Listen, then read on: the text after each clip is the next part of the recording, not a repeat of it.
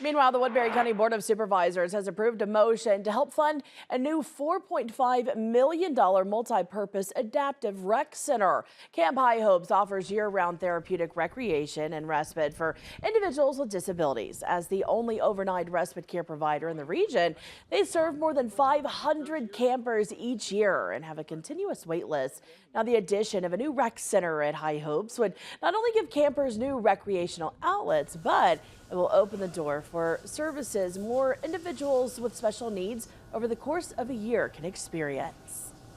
When we build this rec center, we'll be able to take our 2 classrooms right now that are in our oldest cabin, and we will turn those back into camper sleeping or staff sleeping quarters. So that way we'll be able to do 10 beds per room for a total of 20 beds a night, which could be up to 100 campers a year. Camp High Hopes has brought in nearly $3 million from more than 100 donors since its capital campaign started. The Woodbury County Board of Supervisors, along with the Sioux City City Council, both agreed to back the rec center project. This allows Camp High Hopes to apply for an IEDA CAT grant that would bring in anywhere from $500,000 to $900,000 for the project.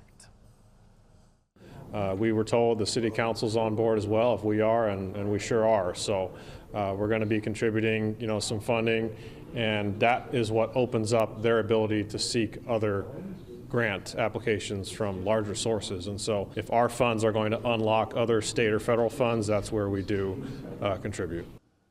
Leaders at Camp High Hope say if they're able to secure the funding, they could break ground as early as next spring.